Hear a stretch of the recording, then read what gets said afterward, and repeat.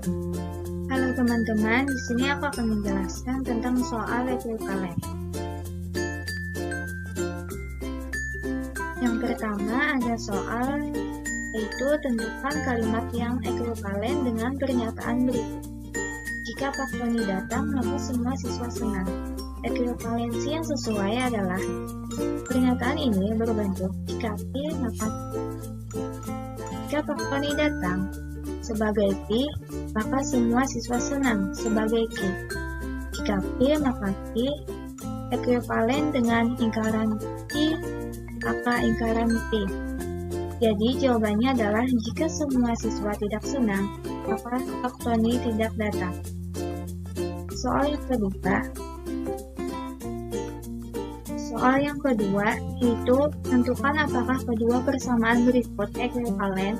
Yang pertama 2x tambah 4 sama dengan 8, kedua x tambah 2 sama dengan 4. Kita tentukan dulu apakah kedua persamaan ini ekuivalen. Dua persamaan disebut ekuivalen jika keduanya memiliki penyelesaian yang sama.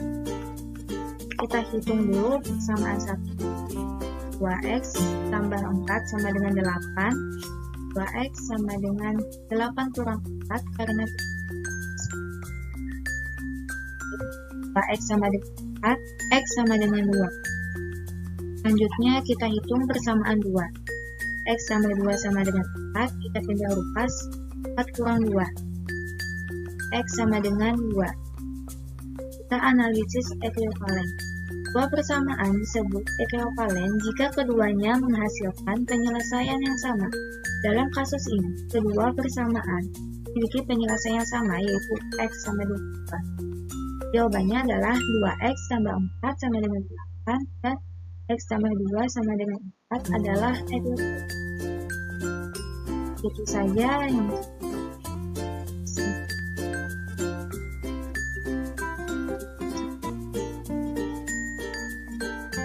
selanjutnya, saya akan menjelaskan tentang soal hukum de Morgan. Di sini ada soal, di sebuah sekolah terdapat dua aturan untuk dapat masuk ke kelas tambahan. Yang pertama, seorang siswa harus mendapatkan nilai lebih dari 75 di pelajaran matematika. Yang kedua, seorang siswa harus mendapatkan nilai lebih dari 70 di pelajaran fisika. Tentukan negasi pernyataan tersebut menggunakan hukum de Morgan. Pernyataan ini berbentuk jika P maka Q. Siswa mendapat nilai lebih dari 70 di matematika sebagai P, siswa mendapat nilai lebih dari 70 di fisika sebagai Q. Dengan menggunakan hukum de Morgan, kita bisa mengubah negasi ini. Apakah teman-teman ingat hukum de Morgan itu apa? Hukum de Morgan digunakan untuk mengubah bentuk negasi dari pernyataan. Dalam hal ini, pernyataan semula mengandung dan diubah menjadi atau. Sini kita menggunakan rumus konjungsi. Negasi dari P dan Q adalah negasi P atau negasi Q. Jadi negasinya adalah siswa mendapat nilai tidak lebih dari 75 di matematika atau tidak lebih dari 70 di fisika. Saja pembahasan kali ini. Selanjutnya aku akan membahas tentang soal kuantifikasi universal. Di sini ada soal, misalkan P dalam kurung X menyatakan X adalah bilangan genap. Jika kita menyatakan setiap bilangan bulat adalah bilangan genap atau ganjil, maka bentuk kuantifikasi universal dari pernyataan tersebut adalah, apakah teman-teman ingat simbol dari kuantifikasi? Kuantifikasi ini sering dilambangkan dengan simbol seperti yang digambar ini, yang dibaca sebagai untuk semua atau untuk setiap.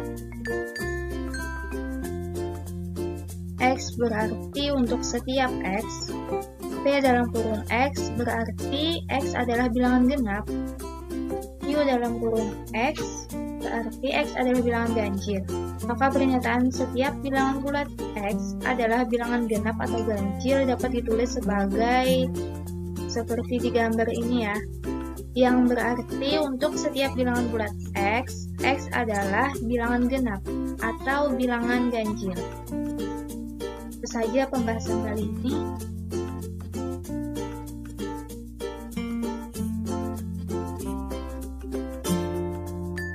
Soal nomor 1. Jadi guru memberikan tugas ujian kepada murid-muridnya. Guru bertanya, jika murid-muridnya belajar, maka hasilnya memuaskan. Nah, tetapi jika murid-muridnya tidak belajar, tetap akan hasilnya memuaskan. Tuliskan proporsi tersebut dalam bentuk logika berikut. Nah, jadi ini pernyataan ini apakah merupakan tautologi? Buatlah tabel kebenaran untuk menentukan apakah proporsi tersebut merupakan tautologi. Nah, ini jika P maka Q atau negasi P maka Q merupakan tautologi. Nah, oke, jadi kita bisa dilihat dari tabel tersebut bahwa di akhir kolom tersebut ini selalu benar. Nah, makanya merupakan tautologi. Gimana caranya? Jadi pertama, kita cari dulu kebenaran dari pernyataan majemuk tersebut, di mana ini terdapat pernyataan jika P maka Q atau negasi P, atau jika negasi P maka Q. Nah, jadi sebelumnya kita ketahui jika P maka Q ini merupakan implikasi kan. Nah, di mana implikasi ini dia ini bernilai benar jika dia itu bernilai salah jika hanya ketika pernyataan P benar dan pernyataan Q ini bernilai salah, maka hasilnya benar. Misalnya benar maka benar, salah benar maka benar, dan salah maka benar. Kemudian selanjutnya di sini negasi P. Nah, negasi P ini maka dari ini kebalikannya. Jika dia benar maka salah, benar maka salah, dan salah benar, salah maka benar. Nah, negasi ini kebalikannya. Nah, kemudian selanjutnya jika P maka Q maka kesini dulu, kemudian atau. Nah, atau ini kan merupakan disjungsi, di mana bernilai benar P dan Q ini bernilai benar, serta salah satu dari P dan Q ini bernilai benar. Jadi itu misalnya, nah ini negasi P, maka ke sini. Nah, jadi ini ke sini. Benar, salah, maka hasilnya benar. Salah, maka salah. Benar, maka benar. Benar, maka benar. Jadi setiap ada yang benar maka hasilnya benar. Kalau salah semua maka hasilnya salah, seperti itu. Nah, kemudian ini di sini jika P maka Q atau jika P maka Q atau negasi P maka Q-nya sini. Nah, ini kan merupakan implikasi, maka implikasi ini dia bernilai salah ketika P-nya bernilai benar dan Q-nya bernilai salah. Nah, jadi ini benar, Q-nya benar, maka hasilnya benar. Kemudian salah, Q-nya salah, maka hasilnya benar. Ini benar, maka benar,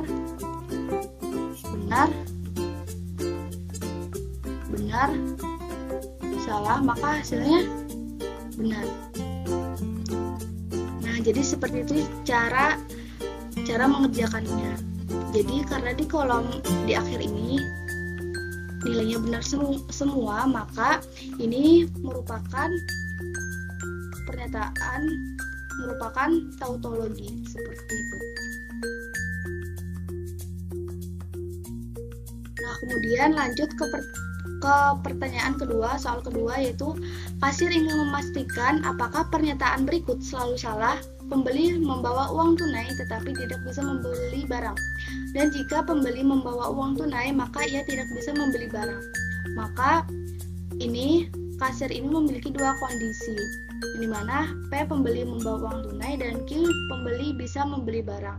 Maka pernyataan P dan negasi Q dan P, dan jika P maka negasi Q merupakan kontradiksi. Jadi apakah pernyataan tersebut ini merupakan kontradiksi? Nah, jadi kita cari ini dulu. Ini kan negasi Q, maka negasi Q di sini. Maka negasi Q kebalikannya. Maka benar, maka salah. Salah, benar, benar, salah, salah, benar. Nah, kemudian P ini P dan negasi Q. Nah, P dan negasi Q, maka ini P dan negasi Q ke sini. Nah, jadi dan ini kan konjungsi. Nah, konjungsi ini dia itu bernilai benar ketika P dan Q-nya ini keduanya bernilai benar. Nah, kalau salah satunya salah, maka hasilnya salah, seperti itu. Jadi benar, negasi Q, benar, salah, maka hasilnya salah. Kemudian benar, benar, benar, hasilnya salah, salah, maka salah, karena salah semua. Salah, benar, karena ada salah, maka hasilnya salah, seperti itu. Kemudian jika P maka negasi Q. Nah, jika P maka negasi Q, maka ini salah, hasilnya salah, kemudian salah, benar, dan benar. Nah, kemudian ini Q ya guys, ini Q. Nah, jadi peta ini masuk ke sini. Kemudian yang ini.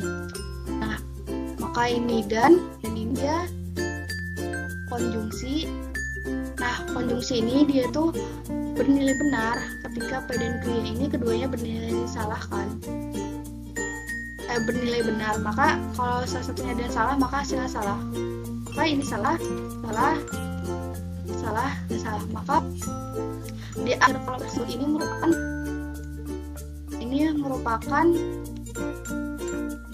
merupakan kontradiksi, seperti itu. Sekian dari saya. Oke, halo semuanya. Jadi selanjutnya kita akan masuk ke kuantifikasi eksistensial. Nah, jadi kita masuk ke pertanyaan pertama. Soal pertama yaitu pernyataan beberapa mahasiswa adalah pembaca buku. Apakah dapat disimpulkan bahwa beberapa pembaca buku adalah mahasiswa? Jika ya, jelaskan jawaban tersebut. Nah, jadi jawabannya pernyataan beberapa mahasiswa adalah pembaca buku. Ini sebenarnya dapat disimpulkan bahwa beberapa pembaca buku adalah mahasiswa. Nah, ini dikarenakan pernyataan ini menunjukkan irisan antara himpunan mahasiswa dan pembaca buku. Jadi secara simetrisnya itu bahwa sebagian pembaca buku juga termasuk mahasiswa. Kemudian kita masuk ke soal kedua. Jadi ada pernyataan, ada bilangan X yang memenuhi X tambah 3 sama dengan 5. Tentukan nilai X dan simpulkan apakah pernyataan tersebut benar. Jadi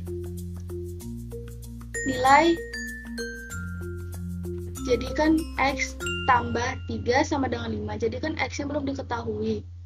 Nah, biar hasilnya 5, 3 ini ditambah berapa? Kan otomatis 2. Jadi nilai X sama dengan 2 karena X tambah 3 sama dengan 5. Nah, berarti ini nilai X sama dengan 5 kurang 3 sama dengan 2. Kan 2 nih nilai X-nya. Jadi pernyataan tersebut benar karena X sama dengan 2 ini memenuhi persamaan. Seperti itu, mudah kan?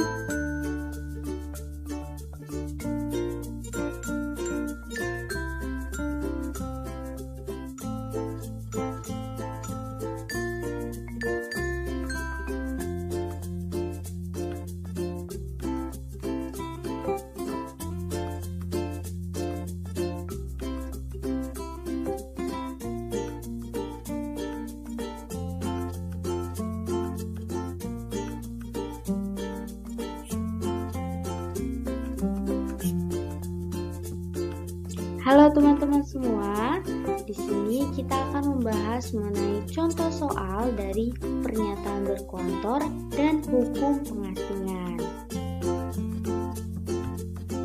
Teman-teman, sekarang kita yang pertama akan membahas mengenai contoh soal dari pernyataan berkuantor.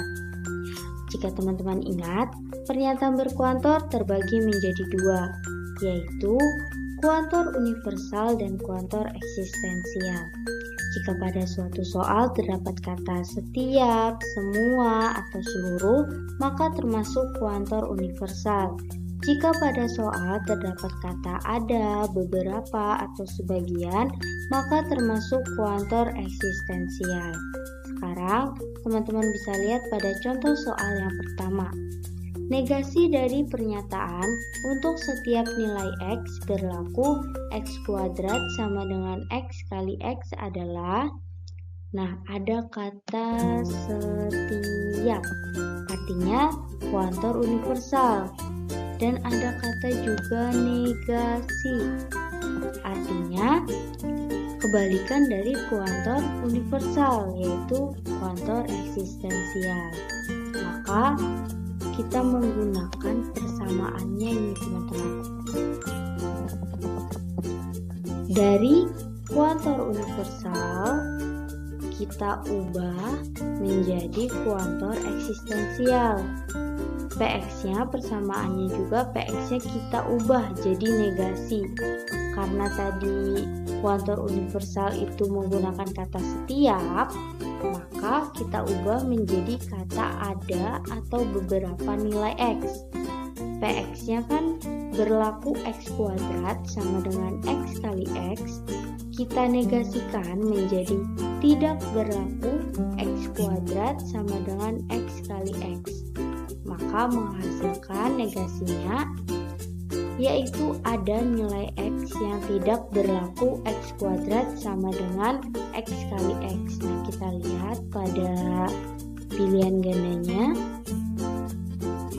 semua, yang bagian A semua, berarti ini salah ya teman-teman, karena semua itu kuantor universal.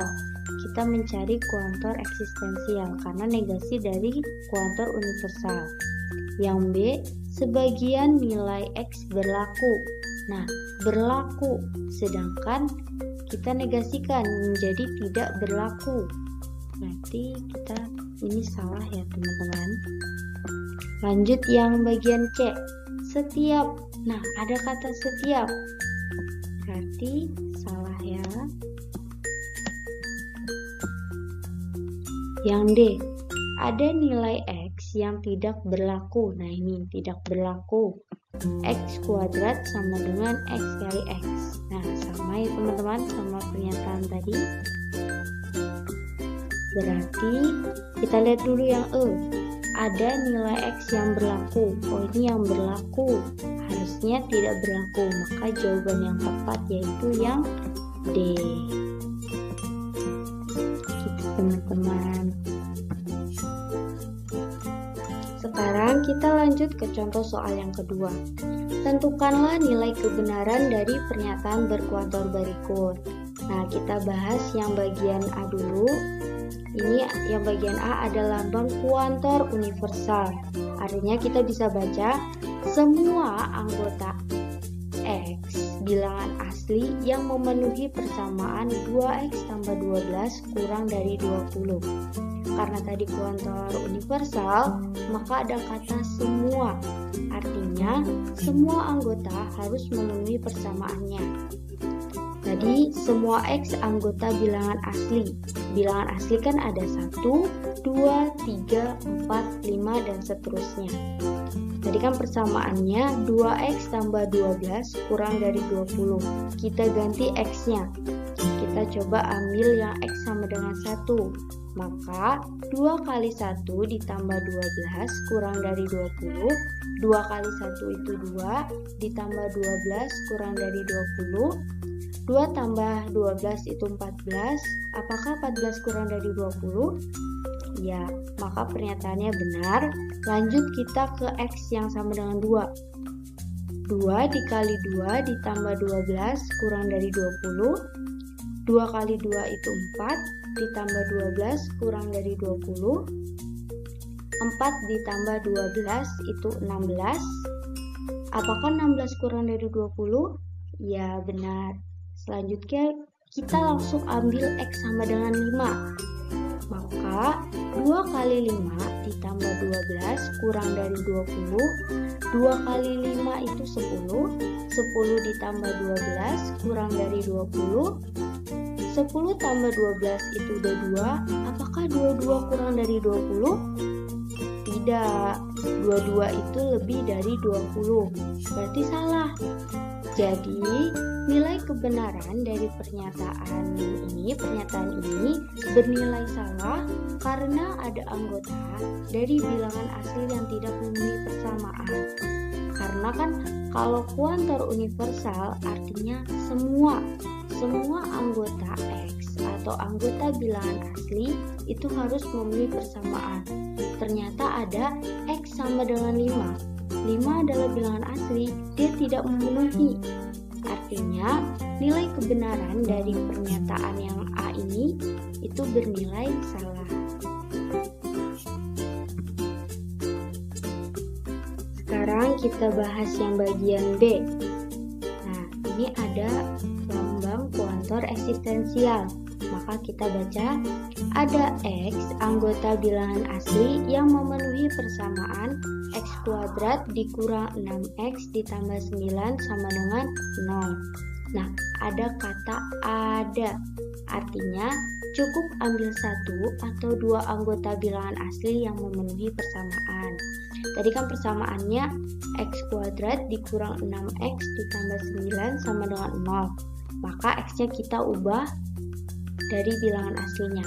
Bilangan aslinya ada 1, 2, 3, 4, 5, dan seterusnya. Kita ambil X sama dengan 1. Maka 1 kuadrat dikurang 6 kali 1 ditambah 9. 6 kali 1 itu 6. 1 kuadrat itu 1. 1 dikurang 6 itu min 5. Min 5 tambah 9 sama dengan 4. Nah, ternyata hasilnya sama dengan 4. Harusnya hasilnya itu sama dengan 0. Berarti X sama dengan 1 itu tidak memenuhi. Kalau kuantor eksistensial itu, kita harus cari anggota yang lain. Kita cek dulu anggota yang lain. Kalau kuantor universal itu kan kalau ada satu anggota yang sudah tidak memenuhi, maka pernyataan tersebut bernilai salah. Nah, kebalikan dari kuantor eksistensial. Jadi kita harus cari dulu X sama dengan 2.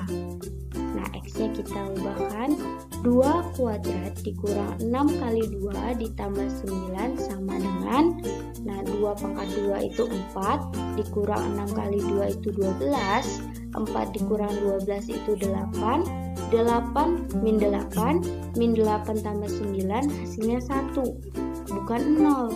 Berarti X sama dengan 2 itu tidak memenuhi.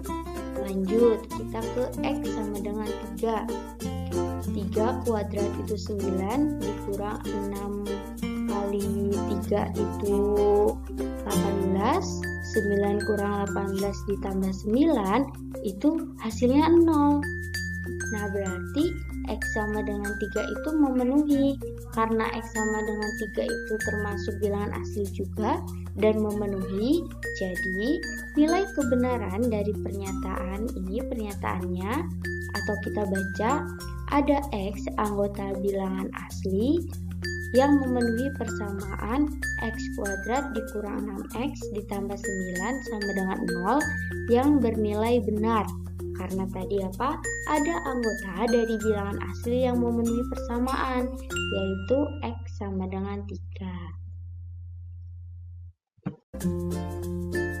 Nah, sekarang kita akan membahas mengenai contoh soal dari hukum pengasingan. Teman-teman bisa lihat pada contoh soal yang pertama, semua bilangan bulat genap yang lebih besar dari 0 adalah kelipatan 2. 12 adalah bilangan bulat genap yang lebih besar dari 0. Kesimpulan dari pernyataan adalah premis satunya yaitu semua bilangan bulat genap yang lebih besar dari 0 adalah kelipatan 2. Premis 2-nya, 12 adalah bilangan bulat genap yang lebih besar dari 0. Kita cari P dan cari Q-nya.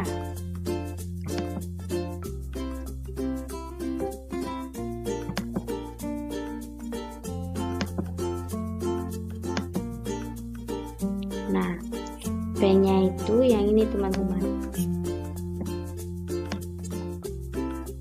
Karena jika bilangan bulat genap yang lebih besar dari 0, maka bilangan itu termasuk kelipatan 2, yaitu Q-nya.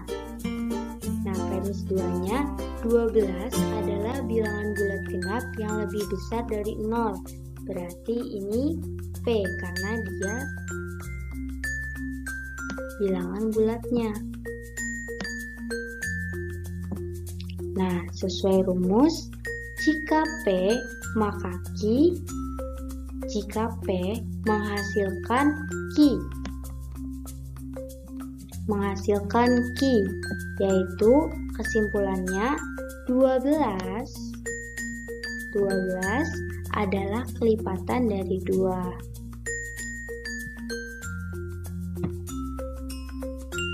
Sekarang kita lanjut ke contoh soal yang kedua. Jika suatu bilangan X adalah bilangan genap, maka X habis dibagi 2. Jika suatu bilangan X habis dibagi 2, maka X bukan bilangan ganjil. Kesimpulan dari pernyataan adalah premis satunya yaitu jika suatu bilangan X adalah bilangan genap, maka X habis dibagi 2. Premis keduanya, jika suatu bilangan X habis dibagi 2, maka X bukan bilangan ganjil. Nah, berarti jika P, maka Q. Jika Q, karena suatu bilangan Q-nya kan habis dibagi 2, berarti jika Q, maka R.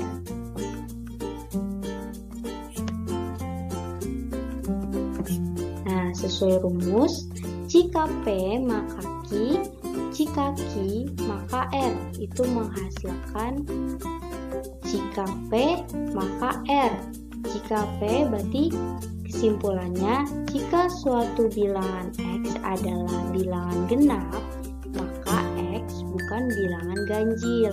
Karena P-nya ini tadi, dan R-nya maka X bukan bilangan ganjil. Nah, itu tadi contoh-contoh soal dari hukum pengasingan. Agar teman-teman lebih memahami, teman-teman bisa cari soal-soal pada internet agar teman-teman lebih memahami mengenai contoh-contoh soal dari hukum pengasingan. Halo teman-teman, kita kembali lagi membahas mengenai soal negasi, kuantifikasi, dan hukum rantai, ya. Oke. Di sini ada soal yang menyatakan bahwa dalam suatu fungsi terdapat Y berlaku fungsi 2Y plus 3 sama dengan 5. Maka negasi dari pernyataan tersebut adalah, jika kita ingat bahwa ada kata kunci terdapat, maka negasinya adalah tidak terdapat atau tidak ada.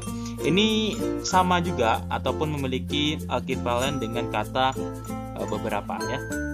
Kalau ingat kita beberapa itu negasinya adalah tidak ada ataupun semua. Oke.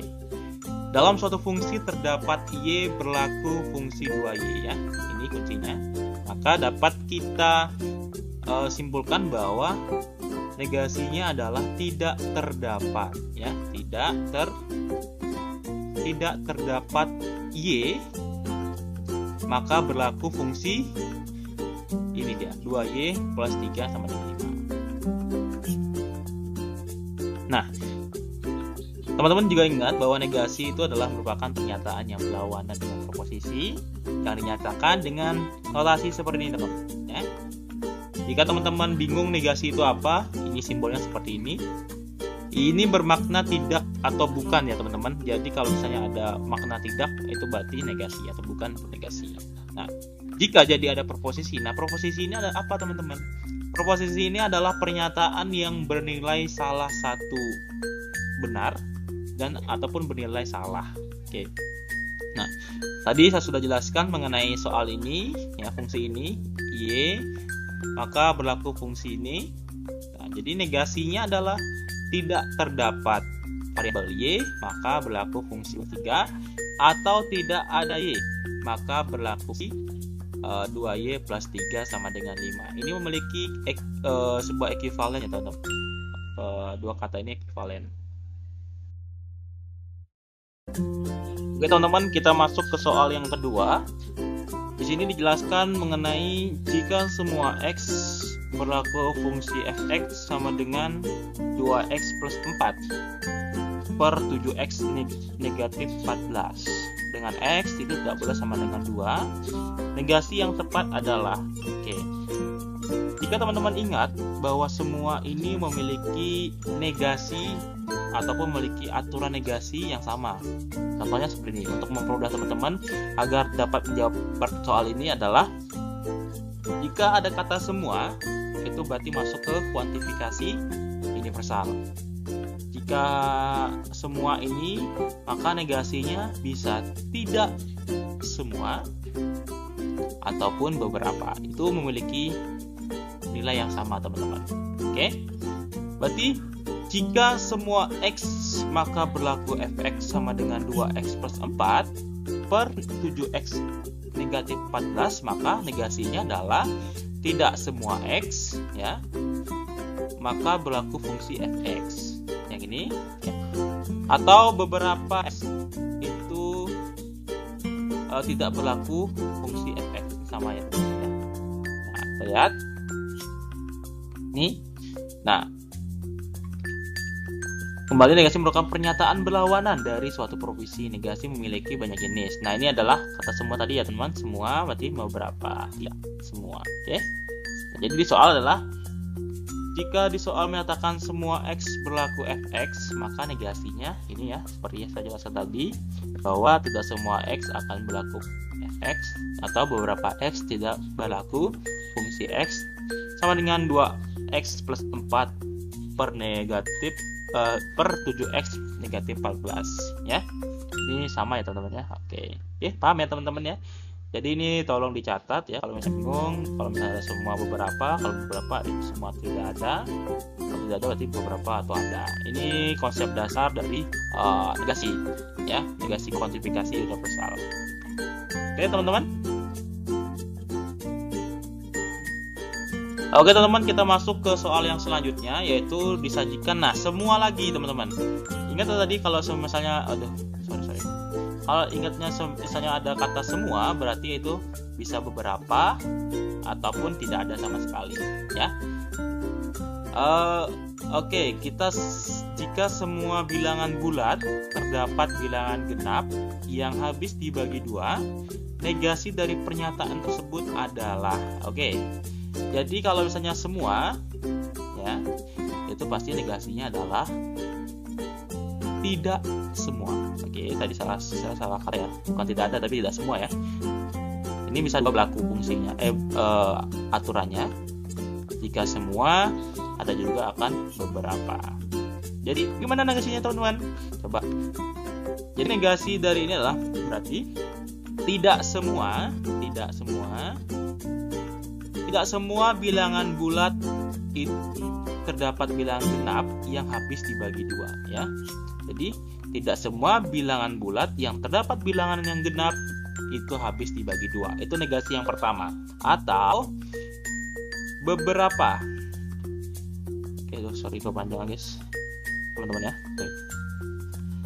Atau beberapa ya, atau beberapa bilangan bulat yang terdapat bilangan genap tidak habis dibagi 2. Gitu ya teman-teman. Kita lihat. Nah, ini teman-teman baca, soal menyatakan semua bilangan yang terdapat bilangan genap yang habis dibagi 2. Ini kuncinya teman-teman ya. Jadi kita rumus negasi kuantifikasi bahwa semua negasinya beberapa atau tidak semua. Jadi dapat ditulis ya, tidak semua bilangan bulat yang terdapat bilangan genap ya itu akan habis dibagi 2. Atau terdapat bilangan bulat yang terdapat bilangan genap itu tidak habis dibagi 2. Oke, sampai sini paham ya teman-teman ya. Oke teman-teman, kita ke soal selanjutnya, yaitu mengenai materi negasi, kuantifikasi, dan hukum rantai. Nah, ini kita lihat dulu soalnya penyajiannya seperti apa dulu. Nah, disajikan bahwa terdapat susunan bilangan prima 3, 5, 7, 11, maka hanya bisa dibagi oleh angka 1 dan dirinya sendiri. Jika hanya bisa dibagi oleh angka 1 dan dirinya sendiri, maka bilangan tersebut merupakan bilangan prima. Bilangan tersebut bukan prima. Oke. Jika ada jika maka di soal, ini berarti masuk ke implikasi. Ya. Implikasi. Kemudian jika dia tuh memiliki notasinya banyak banget, itu berarti ke hukum rantai teman-teman. Ya. Oke. Dalam konsep hukum rantai kita ingat bahwa jika banyak notasi ini bisa kita selesaikan dengan beberapa cara. Oke.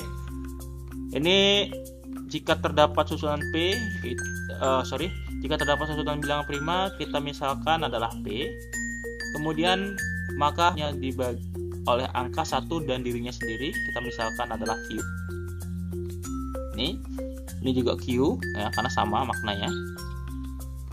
Nah, maka bilangan tersebut merupakan bilangan prima. Ini adalah kita misalkan R, ya teman-teman ya. Kemudian bilangan tersebut bukan bilangan prima, berarti ini negasi atau ingkaran dari N. Oke, kita tulis teman-teman. Jika P, ya tulis jika P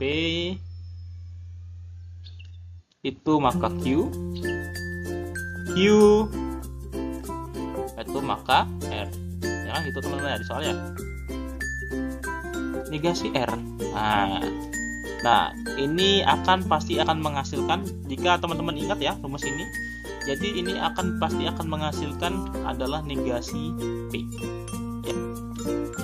Jadi apa dari makna dari negasi P ini? Berarti ingkaran dari P. Terdapat susunan bilangan prima. Ini dapat 2 opsi teman-teman ya.